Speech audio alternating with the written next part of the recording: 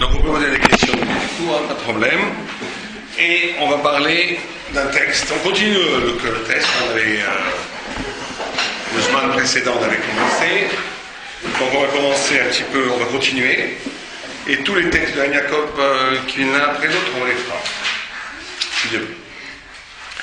Alors, vous savez que Rabbi Yehuda, qui était un grand Tana, était celui qui parlait toujours en premier. Et la Gemara demande Ve'amai kaolé Rosh Hamedabrim. Pourquoi est-ce qu'on appelait Rabbi Yehuda le Rosh Hamedabrim, celui qui parle toujours en premier? Alors, la Gemara amène une histoire. De Yadve Rabbi Yehuda ve Rabbi Yossi ve Rabbi Shimon. Il y avait Rabbi Yehuda, Rabbi Yossi, Rabbi Shimon, Bar Yochai. Et aussi il y avait Yehuda ben Guérin, quelqu'un qui s'appelait Yehuda ben Guérin, Gabéou qui était avec eux, on va voir. Pata Rabbi Yehuda, ils ont commencé à parler sur Rome, la civilisation romaine, l'Empire romain. Est-ce que c'est bien, est-ce que c'est pas bien? Ils ont vu la modernité, parce que c'était très moderne l'Empire romain. C'était pratiquement une civilisation qui ressemblait beaucoup à celle d'aujourd'hui. C'était le parlementarisme, il y avait le Sénat, il y avait le capitalisme, c'était vraiment très très proche, très très moderne. Et ce qui remplaçait les machines à l'époque, c'était les esclaves. Il y avait des millions d'esclaves qui faisaient tout. Bon. Donc, est-ce que c'est bien ou c'est pas bien? Rabbi Yehuda a commencé à dire Kamanahim Maasim Shel Umazo. Combien sont belles les œuvres de cette nation? Tiknu Shvakim, ils ont fait des Shvakim, ils ont fait des chouks. Donc ça veut dire qu'ils ont développé l'économie, le commerce, l'échange des marchandises. Tiknu Ksharim, ils ont fait des ponts, donc ils ont favorisé la circulation des marchandises, la circulation des personnes, l'élargissement du monde. On peut aller en tourisme où on veut. Ils ont fait des avions, si on veut. Comme aujourd'hui on dirait, ils ont fait des avions, des autoroutes, que vous voulez. Mais Tiknu, Machatzot, ils ont fait aussi des piscines, donc des lieux de loisirs, où l'homme peut aller dans la piscine, se reposer. Tout ça est merveilleux. Rabbi aussi Shatak, Rabbi aussi n'a rien dit. Il a dit ni que c'est bien, ni que c'est pas bien. Il n'a rien dit. Nana Rabbi Shimon. Rabbi Shimon Bar Yochai, il a bougé la tête, il a dit non. Kol Rashi Tiknu lo Tiknu el Letzorer Atzmam. Tout ce qu'ils ont fait, ils n'ont fait que pour eux. Tiknu Shvakim. Les Shvakim, ils l'ont fait pour le Hoshir et Znout, pour permettre la licence, le Znout. Machatzot, les Adan Baem Atzmam, ils ont fait des piscines, des hôtels, juste pour le plaisir du corps. Aucun intérêt, c'est pas bien. Et Ksharim, ils ont fait des ponts, les Tobel Mirsim, pour prendre de l'argent, pour prendre des impôts. Allah Yehuda ben Guérim. Yehuda ben Guérim était au Rabbi Yehuda ben Guérim, c'est une marloquette qui était ce qu'est exactement. Vessiper, il a dit, c'est pas du tout qu'il a été Moser, qu'il a dit, il a voulu faire du mal, mais il a parlé, et les Romains ont entendu la chose. Et ils ont dit, Nishlemu les Malchut, les Romains ont entendu la chose, Amrou Yehuda, She'ale Titale. Yehuda qui a fait l'éloge de l'Empire romain, bon, on va le monter, et on va lui donner le privilège de parler toujours en premier. C'est-à-dire que Rabbi Yehuda au Sanhedrin était celui qui parlait toujours en premier, parce que, sous l'autorité de l'Empire romain, on lui a donné ce privilège-là. Et lui, il a pris. Yossi Sheshatak, Iglé. Yossi qui s'est tué, qu'il aille en exil. Les Tzipori, d'après la plupart des vues, c'est Sfat aujourd'hui. Tzipor, ça c'est en hauteur. Qu'il aille à Sfat. Shimon, Rabbi Shimon Bar Yochai, chez Gina, Yahareg, qu'on le tue. Bon, on va continuer après si on a le temps. Et on va continuer après si on a le temps. Mais déjà, on va commenter ce premier passage. Qu'est-ce qui s'est passé? La suite, tout le monde la connaît. Rabbi Shimon Bar Yochai était dans la caverne, il a écrit une Zohar pendant 12 ans avec son fils Rabbi Eliezer ben Rabbi Shimon. On verra ça si on a le temps après, sinon ce sera pour la semaine prochaine. Donc ici, c'est ce qui est intéressant pour nous, d'après les commentateurs, d'après ce qui nous intéresse à comprendre, c'est qu'en réalité, il y a une marloquette, trois façons de considérer la civilisation, la modernité, le monde. Trois façons. Rabbi Yehuda, il dit que c'est formidable. Rabbi Yossi dit on ne peut pas en parler, on se tait. Et Rabbi Shimon, il dit que c'est affreux. Donc grosse marloquette. Pas petite marloquette, grosse marloquette. Alors on va essayer d'expliquer l'une et l'une. Pourquoi Rabbi Yehuda, il dit que c'est formidable? Que en pensez-vous? Reposez-vous la question comme aujourd'hui. L'Empire occidental, Internet, les avions, la civilisation, les villes, le monde. Par rapport à la Torah, Torah, c'est bien ou pas bien? Si les goyim font ça, on parle. Pour nous, c'est bien ou c'est pas bien? Bah oui, si c'est bien, on peut diffuser la Torah partout. C'est simple. On peut diffuser la Torah partout. Vous savez que c'est très marrant parce que la plupart des rabbinim, ils sont plutôt comme Rabbi Shimon Bar Yochai. La chita de Rabbi Yehuda, on ne la voit pas tellement aujourd'hui. Mais oui, alors pourquoi vous dites que c'est bien? Comment? Justement, la communauté d'État. Oui, mais c'est pas ce qu'il dit. Il dit des Shvakim. Ils ont fait l'économie. Qu'est-ce qu'on s'en fiche qu'il y ait des Shvakim? Pourquoi c'est important pour la Torah, pour Rabbi Yehuda? Ils ont créé des supermarchés. C'est vraiment ça. Ils ont créé des supermarchés, c'est merveilleux. Ils s'en fichent des supermarchés. Alors les commentateurs disent la chose suivante. Ils disent deux choses. Regardez ce que lui répond. Ce que répond Rabbi Shimon, il dit tout ce qu'ils ont fait, ils l'ont fait pour eux. Donc ça va dans votre sens. Rabbi Yehuda pensait. Rabbi Yehuda était tout à fait conscient que l'Empire romain c'était un empire de Rachaïm. C'est pas du tout des tzadikim, tout le monde est d'accord avec ça. C'est des idolâtres, c'est des sanguinaires, c'est des conquérants. Ils ont conquis l'Europe et même l'Asie. Et ils ont tué des millions de personnes, donc ça ne veut pas dire que c'est des tzadikim du tout. Simplement, Rabbi Yehuda pense que la Torah doit être le lieu, la possibilité de dire ce qu'il y a de divin dans chaque chose. Pour Rabbi Yehuda, un juif, c'est quelqu'un qui est capable, on prend un exemple, il écoute une symphonie de Mozart, il va dire ce que la Torah elle dit sur ça. Il voit une autoroute, il va dire ce que la Torah elle dit sur ça. Il va voir une ville, il voit un supermarché. Tout est une occasion. Et donc Rabbi Yehuda pense que le monde a son sade naturel, c'est magnifique, c'est l'œuvre de Dieu, la mer, les montagnes, les fleurs, et que la Torah doit dire, on doit regarder le monde. Le Rambam, par exemple, considère qu'on doit s'approcher de Dieu en regardant le monde. Le Rambam dit que quelqu'un qui n'est pas fermé, bouché, il est capable de voir la mer, de voir des fleurs, de voir des papillons, de voir des animaux, de voir la jungle, de voir la beauté de la nature, et à partir de ce regard-là, s'approcher de voir la beauté de la création de Dieu, voir la poésie spirituelle qu'il y a dans chaque chose, et à partir de là, s'approcher d'avoir un amour considérable pour Dieu. Mais Rabbi Yehuda, il dit que ce mouvement-là, il est encore plus fort quand on voit l'œuvre des hommes.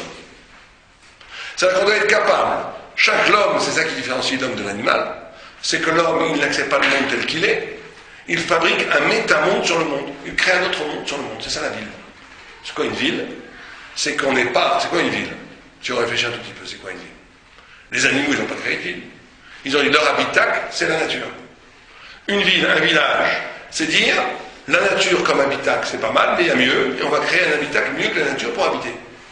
Et on fait donc des piscines, on fait des hôtels, on fait des appartements luxueux, on vit dedans. Et donc l'homme vit encore mieux que ce qui lui a été donné. C'est ce qui a été donné, c'est la force de l'homme. L'homme est un créateur, il peut créer des choses qui ne lui sont pas données. C'est ça qui différencie un animal et un homme. Un animal, il voit des grains de blé devant lui, s'il ne peut pas les manger, il va mourir de faim. Un homme, il va les prendre, il va les piler, il va en faire de la farine, du pain, il va transformer, le donner, pour en faire quelque chose de mieux qui va lui permettre de grandir. Vous connaissez la discussion qu'il y avait entre Tournefous à Achat et Rabbi Akiva. Rabbi Akiva disait, il lui disait, pourquoi est-ce que vous faites la Brit Mila? Dieu vous a créé comme ça, c'est très bien. Rabbi Akiva, il lui a dit, mais un gâteau, comment c'est meilleur, le blé ou un gâteau? Le gâteau, donc tu vois que la transformation est mieux que l'origine. Pourquoi le goy était d'accord au début? Parce qu'il pensait que l'homme ne devait pas se parfaire. L'homme devait parfaire la nature pour la consommer. Rabbi Akiva révèle à ce Romain que la notion de transformation qui s'opère dans la capacité humaine, l'homme est capable de transformer en mieux les choses, c'est en vérité parce que c'est pouvoir lui donner, parce qu'il veut se parfaire lui-même. C'est ça la différence entre les juifs et les goy. C'est que hommes juifs ou hommes goy sont toujours dans la frénésie de parfaire. Même aujourd'hui, on continue. Pourquoi les gens continuent à vouloir trouver une technologie encore plus, toujours plus, on ne s'arrête jamais. Un ordinateur plus léger, toujours plus léger, toujours plus performant. Sauf les avoir. Pourquoi? Parce que l'homme est ainsi fait. L'homme est un homme qui se tend vers l'infini, puisqu'il a l'image de Dieu. Simplement, la discussion, c'est que les goïms, ils vont inscrire cette merveille, cette perfection dans la matière. Alors que le juif, il fait quoi? Il inscrit cette perfection où? Qu'est-ce qu'il fait le juif? Dans quoi? Dans lui-même. C'est pour ça qu'il n'y a pas, dans le temps de la Gemara, de grands artistes. Parce que là, les artistes goïs, les Romains ou les Grecs, ils mettent le sublime sur le marbre, sur les fresques, ou sur la peinture. Ils mettent le sublime, le divin, dans la matière, mais eux, ils ne bougent pas. Donc ils projettent hors d'eux-mêmes le divin. Le juif a pris que le peuple juif, en recevant la Torah, a pris comme mission de mettre le sublime et le divin dans eux-mêmes. L'œuvre d'art du juif, c'est le tzaddik. Le tzaddik, c'est une œuvre d'art vivante. L'œuvre d'art au sens où il essaye de parfaire la création qui se parfait lui-même. Et donc Rabbi Yehuda, lui, sa position, c'est de dire il y a un sens thoraïque à tout développement humain, puisque le développement humain, c'est de s'arracher de la matière, c'est de créer quelque chose de mieux, même si eux, ils le font pour de mauvaises intentions. Se dévoile, la Torah doit être capable de donner un sens thoraïque à ça. Alors que ça passe, comme vous l'avez dit, parce que nous on le récupère dans la Torah, mais même sans ça, comment est-ce qu'on peut récupérer des piscines? Regardez quelles belles piscines ils ont fait. Pourquoi Rabbi Yehuda dit ils ont fait des belles piscines? Hein, comment? Oui, mais on ne parle pas de mikvé ici, on parle des piscines, les Romains ne faisaient pas les mikvés. Il dit comme sont beaux ces piscines. Comme si, vous voyez un rabbin aujourd'hui aller au Hilton, il regardez quel bel hôtel et quelle belle piscine. C'est très rare, on n'est pas comme Rabbi Yehuda aujourd'hui. Rabbi Yehuda, lui, il va aller dans le Hilton, il va dire quel bel hôtel, quelle belle piscine. Pourquoi? Parce qu'il voit dans la notion de beauté, même complètement futile, même pour le corps, même pour tout ce que vous voulez, il voit déjà le dessinement d'une spiritualité. Là, un animal ne crée pas une piscine. Il se baigne dans la flaque d'eau, il s'en fiche complètement, il n'y a pas d'esthétique.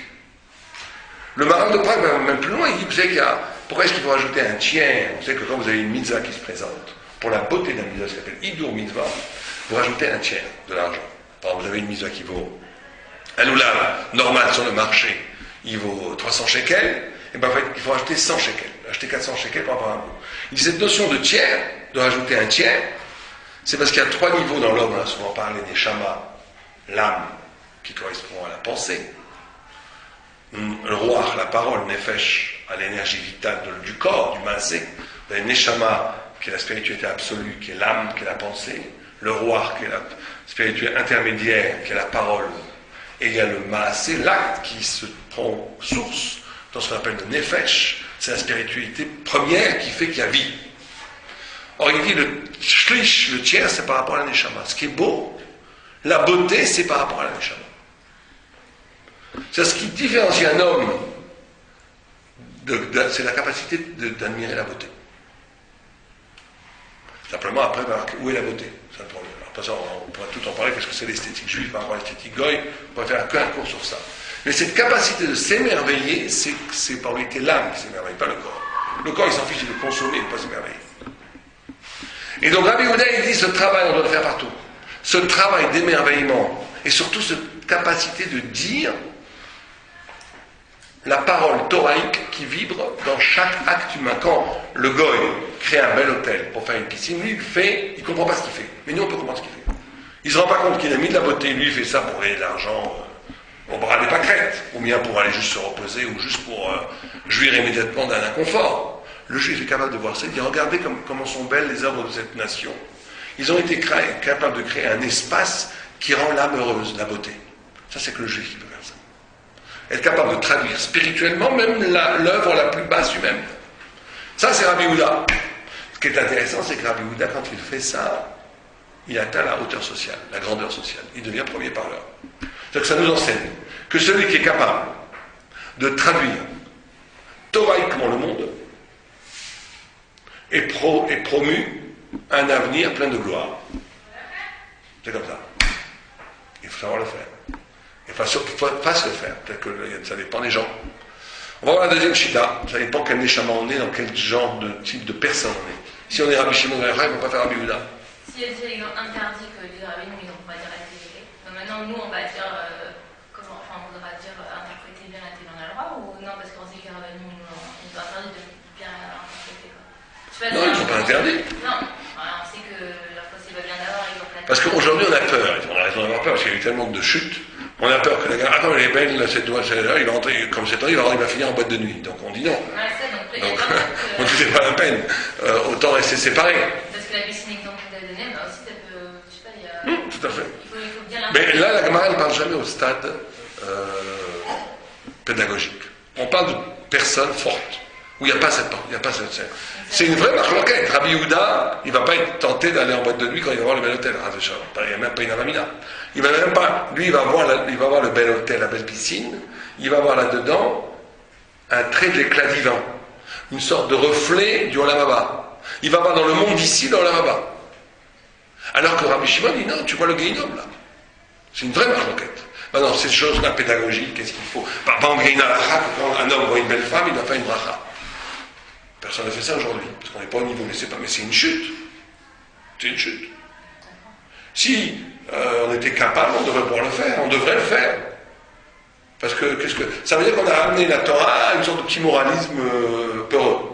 Si, alors c'est vrai qu'il faut le faire, parce qu'on voit bien que les gens tombent, donc on prend des barrières. Mais c'est pas le lechatria, c'est le bidievet. C'est le bidievet. On ne voit pas s'appeler genre mauvais juif ou guillemets si on traduit la plupart des choses maths de nos jours, parce qu'on ne peut pas. Parce que vous avez dit un bon juif, c'est celui qui interprète tout bien par rapport. Pas interpréter tout bien, de donner le pshat toraïque. Pourquoi c'est là?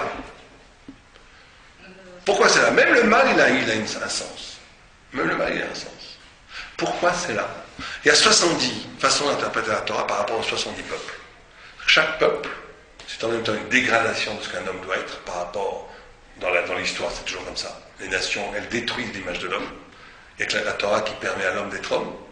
Mais d'un autre côté, il faut être capable, nous juifs, de prendre dans la France, dans l'Arabie, dans ce que vous voulez, dans l'Allemagne, il y a toute une étincelle du visage humain qui doit être retranscrit dans la Torah. On est obligé de faire ça. Et on le fait. Ashkenaz, Sfarad, Thémani, tout ça, ils amènent les étincelles. C'est évident que l'esprit Sfarad est lié quelque part à l'arabe. Et que l'esprit Ashkenaz est lié à l'allemand, c'est évident. Mais ça, c'est par hasard. C'est qu'on ramène cette création divine qui s'appelle allemand, arabe, français, ce que vous voulez, on l'amène, il faut lui donner un visage thoraïque. C'est pas dire que le mal est bien, c'est dire qu'est-ce que la Torah, quelle Torah peut sortir de ça?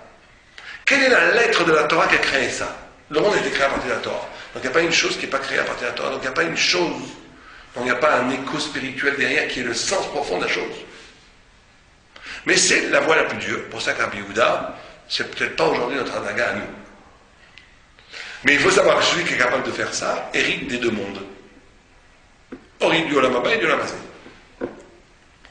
Rabbi aussi, il se tait. Comme il se tait, c'est-à-dire quoi qu'il se tait? Pourquoi il se tait d'après vous? Pourquoi il dit rien? En général, quand on sait, ça veut dire qu'on a raison. Non, c'est vrai, il n'est pas comme ça. Sinon, il aurait été, lui aussi, il aurait eu un. C'est pas Shtika Keoda ici. Quelqu'un a une idée pourquoi il se tait?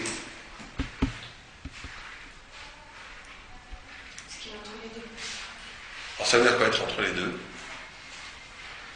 C'est-à-dire qu'il dit qu'on peut rien dire. Le silence de Rabbi Yossi, c'est pas qu'il ne sait pas quoi dire, c'est qu'il dit rien à dire. Rabbi Yossi, il pense peut-être un petit peu comme aujourd'hui le monde est Yeshivot. Que le monde, je ne sais pas notre affaire. Notre affaire à nous, c'est Tosfot, la Gemara, les mitzvot, Shabbat. Rentrer, donner en bien ou en mal. Le monde est pas vrai, le monde n'a pas de sens. Le monde est à côté du sens. Le sens réel se joue dans l'étude, dans les mitzvot, dans la Torah. La vraie histoire se passe au cœur même d'Israël, elle n'est pas visible. L'histoire manifeste, c'est ce qu'on voit, mais elle est complètement fausse. C'est un écran de fumée. Et vous savez que le Harizal parle beaucoup de ça. Le Harizal dit que la vraie... Il y avait un grand rabbin qui disait qu'il y a la petite histoire et la grande histoire. La petite histoire, c'est celle qu'on lit dans le livre d'histoire. C'est ce qui paraît, ça a l'air Napoléon et tout ça. Mais la grande histoire, c'est Abraham qui donne l'argent aux pauvres, qui donne à manger aux pauvres. Le tzaddik qui étudie Al-Mara. Parce qu'en vérité, en dernier instant, ce qui va prévaloir, ce qui va changer le monde, ce qui modifie le monde, c'est comment le juif il est la Torah ou pas. Après, la grande histoire, ça n'est qu'un effet de ça. On pourrait donner des détails, je ne vais pas donner des détails maintenant, d'où vient la Révolution française par rapport au comportement du peuple juif, d'où vient la Shoah, peut-être faire très attention aux interprétations trop rapides, mais il y a toujours un lien immédiat entre le niveau spirituel d'Am Israël, dans quoi il s'est orienté, et le niveau de l'histoire universelle. Mais l'histoire universelle n'est qu'un effet, elle n'a pas d'intérêt pour nous. Là où ça se joue vraiment, c'est est-ce qu'à un moment donné, je vais donner à manger à celui qui a faim ou pas. C'est c'est ça qui va modifier toute l'histoire. Donc Rabbi aussi, lui, pense qu'on doit se taire. C'est ni mal ni bien, c'est pas notre histoire, c'est pas notre problème. Mais ça donne l'exil. C'est pour ça qu'il est exilé. Parce que qu'est-ce que c'est l'exil? La définition même de l'exil, c'est que la définition de l'exil, c'est ça. L'exil, on était aujourd'hui un jour spécial, et ben c'est ça la grande marloquette. La galoute, c'est quand l'histoire est à côté du sens. Vous avez la Torah, la vérité, et vous avez l'histoire qui est à côté de la vérité. Donc la vérité est en exil, repliée dans les chivotes, à l'ombre des murs des Beth Midrash. La vérité est dans les livres, la vérité est dans les esprits, elle n'est pas dans le réel. C'est l'exil. La Géoula, c'est quand la grande histoire va rencontrer le sens. Donc prenez un exemple très simple. Le retour des Juifs en Israël en état politique, est-ce que c'est quand la petite histoire, l'histoire nationale, rencontre le sens ou pas? Je vous résume en un mot toute la marquette. Harkouk dit oui. Tous les autres avanim, Chazonim, tous les Gdolim, Nogdolim, Manou disent non. L'histoire n'a pas rejoint le sens encore. C'est une erreur de croire que l'histoire a rejoint le sens. Vous comprenez? Vous voyez ce que je dis ou pas? Parce que l'exil, c'est quand ce qui se passe dans le monde est à côté de la vérité. Donc quand Rabbi aussi dit, moi je peux rien dire sur le monde, parce que la vérité, elle n'est pas dans le monde, la vérité est dans les livres, la vérité est dans la Torah, la vérité est dans les Beth Midrash, on est dans une situation d'exil. Et c'est pour ça que lui subit l'exil. Il est exilé. Rabbi Shimon Bar Yochai, lui, c'est la position la plus extrême. Enfin, de l'autre côté, il dit non seulement on ne doit pas dire que c'est bien, mais on doit combattre la Torah, on doit démasquer le mal qu'elle a. Le monde tel qu'il est organisé politiquement, économiquement, culturellement, dans les civilisations qui nous entourent, est un monde anti-Torah qu'il faut combattre de toutes ses forces. Et donc lui se met en danger. C'est pour ça qu'il est menacé de mort, il est obligé de se cacher. Donc vous avez les trois attitudes. Alors on va continuer le texte. C'est intéressant de voir la suite. Tout le monde connaît, je pense, la suite. Donc au début, ils se sont cachés, ils ont étudié. La femme de Rabbi Shimon Bar Yochai, elle a apporté du pain et de l'eau à son mari et à son fils. Quand ils ont vu que c'était trop dangereux, ils sont partis, ils sont mis dans une grotte. Et là, ils ont étudié pendant 12 ans. Ils se mettaient dans le sable, ils enlevaient leurs vêtements, ils se mettaient dans le sable pour que les vêtements ne s'usent pas. Et ils étudiaient, quand ils priaient, ils se sortaient du sable, ils mettaient leurs vêtements, ils priaient. Comme ça, leurs vêtements est resté non usés pendant, ils ont pu l'utiliser pendant 12 ans. Et c'est à ce moment-là qu'ils ont écrit le Zohar. Le Zohar a été écrit par Rabbi Shimon Bar Yochai et Rabbi Elazar ben Rabbi Shimon à ces moments-là, pendant ces 12 ans-là. Puis Eliyahu Hanavi est arrivé à la porte de la grotte, il a dit, le César est mort. Comme il a dit, Ata Eliyahu vekam apitra demar, ta ve'amar man yod le Bar Yochai, qui va dire à Bar Yochai, de met keisa ve'batel xerosea. Il y avait une coutume en Rome que quand le César mourait, il était élu par le Sénat, et tous les xérotes, tous les décrets, les arrêts de mort et tout, qui avaient été promulgués par le César d'avant, par l'empereur d'avant, étaient annulés. Donc c'est fini, ils pouvaient sortir. Donc ils sont sortis. Ils ont vu un homme, des kraché vezaré. Ils ont vu un homme qui était en train de cultiver la terre. Et ils l'ont brûlé du regard. Ils ont dit, Manichim chay olam beoskim b'chay sha'ar. Cet homme abandonne l'éternité, la Torah, pour s'occuper des choses du monde, du bas monde. Et Rachidi, ils auraient dû laisser ça au goïm. Des efshar et des koutim. V'akadosh baruch hu mechalek mazon, ve'revach lo seritzono. Dieu leur donnera à manger. Ils étaient arrivés à un tel niveau d'absolu où, parce que quand ils sont arrivés dans la caverne, un carreau par miracle a grandi et une source est apparue, ils ont vécu par miracle. Et donc Rabbi Shimon Bar Yochai et son fils Rabbi Eliezer pensaient que le juif, s'il a une émouna comme il doit l'avoir, son mazon, sa parnassa, ne dépend pas du tout de la ishtadlout, de la travail, elle devient directement de Dieu. Au point qu'ils pensaient ça, qu'ils ont brûlé le bonhomme. Leur regard a brûlé le bonhomme.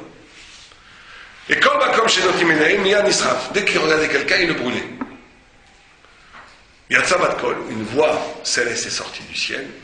Ve'amra, la achim olami atzatem, choto le maratechem. Est-ce que je vous ai sorti de la caverne pour détruire mon monde, retourne à la caverne. Ils sont retournés à la caverne. Après 12 mois, il a dit Rabbi Shimon, même les Rachaïm, il ne reste que 12 mois dans le Guillaume. Donc nous, on n'est pas pire que les Rachaïm, on peut sortir peut-être. Yad Sabbat Kol Amatsu, vous pouvez sortir. Et là encore, Rabbi Elazar, il n'avait pas pris la leçon. Dès qu'il voyait quelqu'un, il le brûlait, Rabbi Shimon le guérissait avec le regard. Imaginez la scène. Quelqu'un qui brûle avec le regard, l'autre qui guérit avec le regard.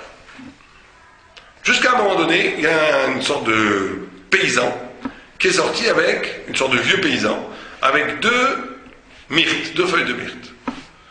Et il courait, Ben Hashmashot, c'était Erev Shabbat. Et ils lui ont demandé pourquoi c'est ça, ils lui ont dit les rots de Shabbat. Ah, les rots de Shabbat, et pourquoi 2? Il dit un Keneged Zachor, un Keneged Shamor. Il lui a dit Rabbi Shimon Bar Yochai à son fils, regarde, Chazé Kama Chavivi Mitzvot l'Israël. Regarde combien sont chères, belles, les mitzvot à Israël. Et là, Ichiv Date, Rabbi Elazar, il n'a plus brûlé personne. Donc là, on nous apprend quelque chose de très très important en réalité. C'est que, on nous apprend que, d'abord qu'au niveau de la vérité absolue, parce qu'il faut bien comprendre que Rabbi Shimon Bar Yochai et Rabbi Elazar ben Rabbi Shimon, qui étaient dans la caverne pendant 12 ans, qui ont écrit le Zohar, ils sont arrivés au niveau de la vérité absolue. Ils étaient au niveau de la vérité absolue. Il n'y avait plus de relativisme. Chez eux, ils étaient tellement près de la vérité, et même à un moment donné, chez Rabbi Shimon, il a dit à son fils, toi et moi, on suffit au monde. On suffit au monde. Et quand on sait que ces Tanaïm n'avaient pas un once d'orgueil, de gava, ils disent une pure vérité. Ils sont arrivés à la shlemut, à la plénitude humaine, qui justifie l'existence de l'univers entier. À ce niveau-là, il n'y a plus de compromis. Un petit peu oui, un petit peu non, je travaille. À ce niveau-là, il y a toute la vérité, absolue. Mais d'un autre côté, cette vérité absolue est destructrice, parce que tout ce qui n'est pas compatible avec cette vérité est détruite. Et là, qu'est-ce qui fait que quand il voit ce bonhomme avec 2 feuilles de myrte, là, Rabbi Elazar, il est content. Enfin, il détruit plus le monde. Il accepte le monde avec ses défauts, avec ses manques. Qu'est-ce que ça vient nous enseigner pour nous? Pourquoi avant ça, il brûlait tout le monde? Et après ça, il se dit, bon, c'est pas grave, c'est bien. Tout ça parce qu'il a pris 2 myrtes, un pour votre Shabbat, un Neged Zachor, un Neged Shamor. Quelqu'un a une idée? On essaie de faire participer. Personne n'a une idée?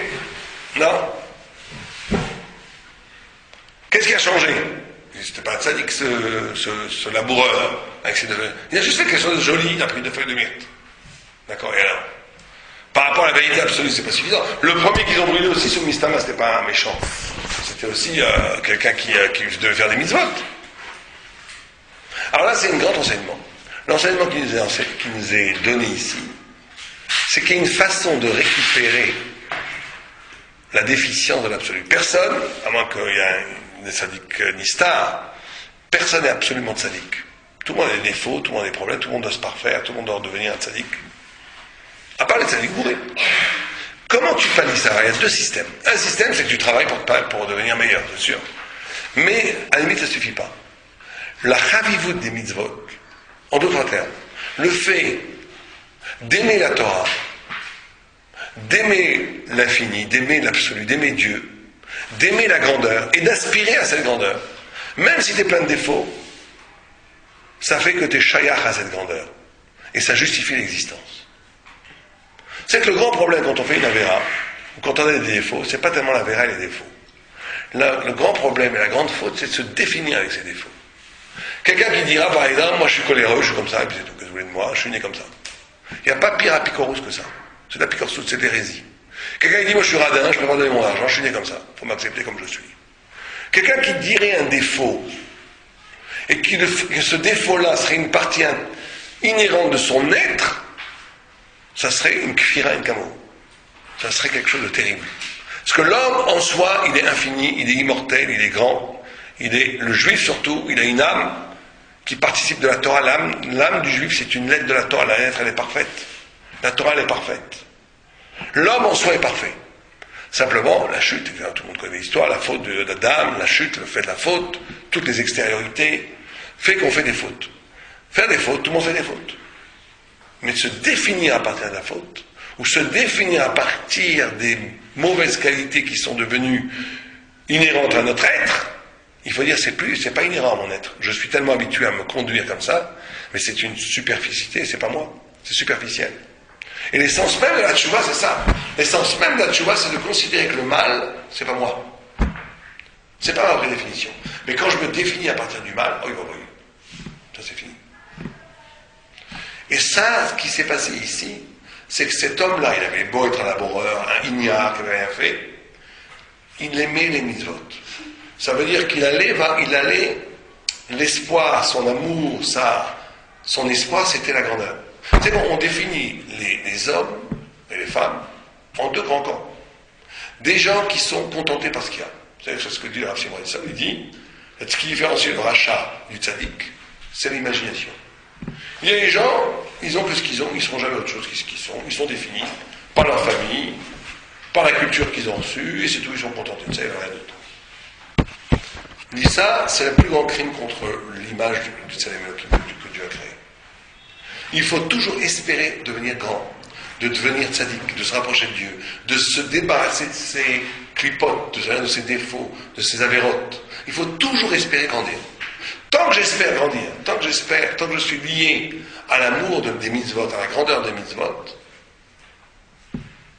même si je fais plein de fautes, je suis encore dans la ligne de la Torah. Et la personne, à la fin, gagnera. Elle grandira, elle sera un tzaddik. Mais quand quelqu'un renonce à devenir grand, renonce à la perfection, renonce à la grandeur, renonce à la Torah, renonce à la possibilité de devenir un tzaddik ou une tzaddiquette, il s'est enterré vivant et c'est ça le plus grand crime. Le plus grand crime, c'est celui-là. C'était quoi différent entre celui qui est juif, parce que l'autre, il n'a pas vu qu'il était chaviv les mitzvot. Il a vu qu'il était en plein dans le travail, qu'il vivait à ce moment-là. Mistama, ce pauvre vieillard, le premier agriculteur, il devait être en plein comme un agriculteur, il pensait qu'à travailler. Donc il n'avait pas, donc il a dit ça c'est pas possible. Ils ont dit c'est pas possible. C'est anti-juif, c'est pas une âme juive ça. Ils ont détruit. Dieu leur a dit il faut pas, il a ressuscité ceux. Mais au moins c'était logique d'après la logique. Ce que nous on a compris, c'est comment dans leur propre logique après. Ils se sont calmés parce qu'ils ont vu que même quelqu'un qui est complètement enfoncé dans la terre, un laboureur, mais il peut se lier à l'éternité, à la vérité, à la Torah, à la beauté, en prenant deux myrtes. En disant, qu'une pour Zahron, pour Shamor, ça veut dire qu'il aspire à ça. On avait déjà parlé de ça, vous savez qu'il y a un passage qui dit, Ish lefi me'alelo. On juge un homme par rapport à ce qu'il admire, à ce qu'il aspire à être. Pas tellement par rapport à ce qu'il fait. Ish lefi me'alelo. Si vous voulez connaître quelqu'un, demandez-lui ce qu'il admire. Quand vous faites des chidours, si vous voulez connaître votre futur mari, qui il est, vous lui demandez ce qu'il admire. Ça, vous aurez la réponse. Ce que quelqu'un admire, véritablement, il faut qu'il puisse dire la vérité de ce qu'il admire. Il y a des gens qui ont vérité. Mais Rabbi Yoda, il dit que s'il y a quelqu'un qui étudie la Torah toute la journée, il étudie la Torah. Et il voit un autre qui étudie la Torah, il s'en fiche complètement. Et il voit un riche, il se lève, il admire, voilà, celui-là, il a rien à la belle voiture qu'il a. Et l'autre, il ne peut pas étudier parce qu'il doit travailler pour nourrir sa famille. Mais quand il voit un tzaddik qui se lève, il admire le tzaddik. Mais quand il voit un riche, il s'en fiche complètement, il a eu la chance de gagner l'argent, il s'en fiche. Il dit le deuxième est beaucoup plus proche de la Torah que le premier. Parce que Ish, les filles merlelo, l'homme, on le juge par rapport à ce qu'il admire. Un homme est ce qu'il admire. Un homme est ce qu'il aspire à être. Un homme est défini essentiellement vers quoi il tend, vers quoi il admire. Et ça, c'est très important que de travailler. Alors chacun à son niveau, chacun doit prendre un petit quelque chose, mais de dire, voilà, il y a au moins un pan de ma vie, un moment, une heure de mon activité dans la journée, ce que vous voulez, un engagement dans ma vie où j'essaye d'atteindre la perfection. Très important. On ne peut pas, un juif c'est Amgadol, on ne peut pas se contenter d'être Benoni. Alors, il y a la difficulté de la vie, le rond, enfin, ce que vous voulez, la parnassale, le fait de travailler, il y a toutes sortes de choses qui font qu'on va dans un... Mais il faut être capable de s'aménager des temps où on rompt avec l'avilissement de la vie quotidienne qui fait qu'on n'est pas, on est plus grand, mais on est petit. Il faut s'aménager des temps qui s'appellent des temps de la grandeur, où pendant ce moment-là, je travaille vers réussir quelque chose qui n'a pas de fin. D'essayer de joindre l'absolu de la Torah. Alors pour les hommes, ça peut être par l'étude, pour les femmes, ça peut être par des mitzvot, pour les femmes, ça peut être aussi par l'étude, par certaines études. Chacun fait ce qu'il peut, comme il peut, mais après chacun trouve sa recette. Mais c'est très important d'avoir un cheminement quotidien qui va vers la grandeur. Pour ça, il y a des gens que je connais, ils travaillent une mitzvah, une mida, ou un chapitre là-dedans, mais à fond. À fond, ils ont raison. Ce que ça leur donne, ils goûtent la grandeur. Ils prennent même une petite mitzvah, Netziat Yadayim. Ils étudient tous les halachot de Netziat Yadayim. Ils font Netziat Yadayim à fond, selon toutes les chumrot. Ils étudient tous les textes de Netziat Yadayim. Ils deviennent, dans Netziat Yadayim, c'est pas grand-chose, ils deviennent un gadolador. Et bien ça va influencer sur tout le reste de leur vie. Il y a quelque chose dans lequel ils savent. C'est pas des amateurs tout le temps, ils savent pas un tout petit peu. Il y a au moins quelque chose, ils ne sont pas un amateur. Donc ça leur donne le goût de la grandeur, le goût du Talmid Chacham, le goût du Dat Torah. À partir de là, ça peut rayonner sur tout le reste. C'est pareil dans une mitzvah, il faut une mitzvah à fond. D'ailleurs, c'est très lié à l'Omer. L'Omer, on dirait que l'Omer, on passe, le korban de l'Omer était fait de quel céréale? Quelqu'un sait? L'orge. Et le korban qu'on avait à Shavuot, c'était de quelle céréale? Les deux pains, chametz, de blé. On passe de l'orge au blé. L'orge, c'est une nourriture d'animaux. Le blé, une nourriture humaine. Il y en a même qui disent que le blé, c'était l'arbre de la connaissance. Alors, il faut amener un fruit à Shavuot. C'est qu'en réalité, que ce passage-là de l'orge, tout ce passage de l'Omer qu'on est en train de compter maintenant, nous amène du stade animal. Quand on dit animal, c'est pas forcément qu'on dit comme des animaux. Il y a des gens qui sont très très civilisés, qui sont des animaux. Animaux, ça veut dire obéir, pas que à Ta'avot, obéir à une logique même très civilisée, très policée, qui est complètement dans le monde. Les balles masquées chez les goïms et tout, ça ne tourne qu'autour des Ta'avot, qu'autour de séduire, de faire être beau, ça tourne. Donc c'est l'animal, c'est l'animalité en réalité. Cette animalité, il faut la transfigurer, en faire de l'humanité divine, et c'est le passage de l'orge au blé. Et la Torah, quand on reçoit vraiment la Torah, on fait le tikkun même de l'arbre, puisque le blé était un arbre, d'après cette vue-là, que l'arbre de la connaissance était le blé, et après la faute, il est descendu à une gerbe de blé. Et on doit amener les deux pains qu'on avait à Shavuot, parce qu'on dit que quand on a reçu la Torah, on est redevenu Kébir, presque, comme Adam avant la faute. Et donc on fait le tikkun du blé. Mais c'est ça, et vous voyez, la Torah, c'est toujours comme ça, elle essaie de grandir l'homme.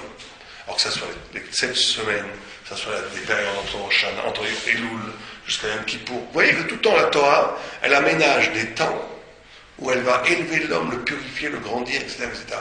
Donc c'est ça que c'est ça que Dieu attend de nous.